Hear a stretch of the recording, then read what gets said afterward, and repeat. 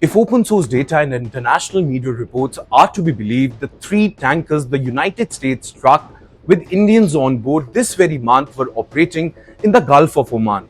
Mind you, not inside a clearly demarcated US blockade zone of the Iranian coast. Yet between 8th and 11th June 2026, MT Marivex, MT Settebello and MT Jalveer, all with Indian crews on board, were what US calls disabled by missiles, raising some critical questions. First, why did Washington choose kinetic strikes instead of turning the ships back as it has done with other vessels? And if these vessels were not operating in the clearly demarcated US blockade zone, why the US military went ahead and hit these ships? So in today's edition of From the News Desk, first we'll break down for you what exactly happened between 8th June and 11th June. And we will also tell you the truth behind the US strikes on vessels with Indians on board. Like I mentioned earlier, as per open source data and many international news reports, all three vessels were operating in the Gulf of Oman, not in the US designated blockade area. Now remember, the first incident took place on 8th June 2026 when the Palau flagged oil tanker MT Marivex with 24 Indian seafarers on board was struck by US forces off the southeastern coast of Oman. In fact, India's Maritime Rescue Coordination Center and Omani authorities reported that the ship was at anchor or near the Masaira Island in the Gulf of Oman, with all 24 crews later evacuated safely. In fact, US Central Command stated that this very vessel had violated an ongoing naval blockade against Iran by attempting to sail to an Iranian port and had failed to comply with multiple instructions before an FA-18 jet fired a precision weapon to disable it. Now, the second strike followed on 9th and 10th June 2026, targeting MT Settebello, another Palau flag tanker transiting the Gulf of Oman with a crew that included 24 Indian nationals. After this incident, CENTCOM said the ship was disabled after it allegedly tried to transport oil from Iran and did not obey repeated calls from US forces, again describing a precision strike on the engine room. Now, after these two incidents, many international reports say the vessel was operating northeast of Oman's Sonar port in the Gulf of Oman when it was hit, with 3 Indian sailors confirmed dead and rescue, placing the incident in busy international shipping lanes rather than close to Iranian shores. Now, the third incident came on 11th June 2026 when MT Jalveer, a Guinea-Bissau flagged asphalt tanker crewed by 20 Indian seafarers, was again struck near Oman's Shiraz port. After this incident, CENTCOM again said a US aircraft fired 2 Hellfire missiles into Jalveer's engine room after the crew repeatedly failed to comply with directions, claiming the ship was attempting to transport oil from Iran through the Gulf of Oman.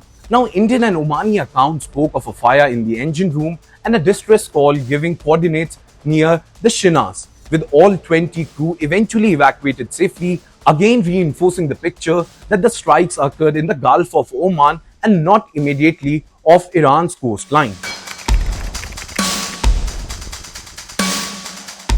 Now, MT Marivex was already on a US sanctions list before the June 8 strikes, designated in December 2025 for alleged links to Iran's ghost oil shipments that are set to move crude outside regular channels. On the other hand, Settebello has been described in Western commentary as part of Russia's so-called shadow fleet of older tankers with opaque ownership used to move Russian oil under sanctions or outside price cap mechanism, a broader network that the EU and UK have already targeted with port bans and service restrictions.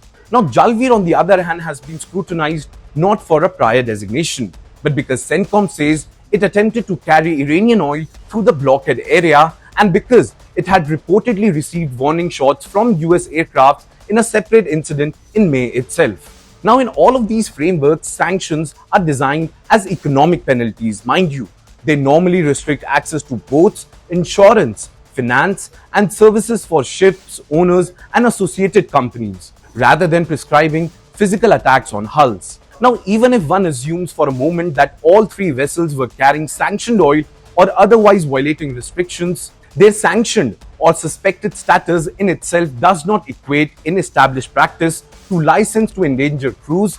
Instead, measures have typically focused on detention, confiscation, or denial of any sorts of services. In fact, recent European actions against suspected shadow fleet tankers, such as Sweden's confiscation of a false flagged Russian linked ships, have followed this very logic, targeting vessel ownerships and operations without the use of any force at the sea. Well, the United States has said the current naval blockade announced in April 2026 is being enforced impartially against any vessel heading to Iranian ports, regardless of flag or crew nationality. In fact, US officials also say dozens of ships have been warned or turned back without any sort of incident, and argue that disabling strikes are used only in case of repeated non-compliance and when a vessel allegedly refuses to alter course or accept inspection. Now, from this very angle, choosing to hit the engine rooms of the Marivex on 8th June, Settebello on 9th or 10th June, and Jalveer on 11th can be presented as an enforcement decision aimed at stopping what Washington views as persistent attempts to break the blockade. But at the same time, open source vessel tracking and international media reports place all three incidents in or near the Gulf of Oman, not inside Iranian territorial waters. Now, this feeds a perception among some maritime observers that the effective enforcement zone may be broader than many ship operators expected, extending deep into international shipping routes, where a range of tankers, including those with Indian crews, regularly sail between Indian and Omani ports. Now, given that sanctions are formally economic measures aimed at owners and states involved in illicit oil flow, the choice to employ missiles against tankers in the Gulf of Oman rather than relying solely on interception, diversion, or legal seizure has therefore become the central point of debate, especially for India, which now sees its seafarers exposed to the front line of a maritime power contest it does not control. Well, with that, it's a wrap on today's edition of From the News Desk. Thank you so much for watching, and I'm Yash Goyal signing off for Times Now Digital. Until next time, take care and keep watching this space for more such videos.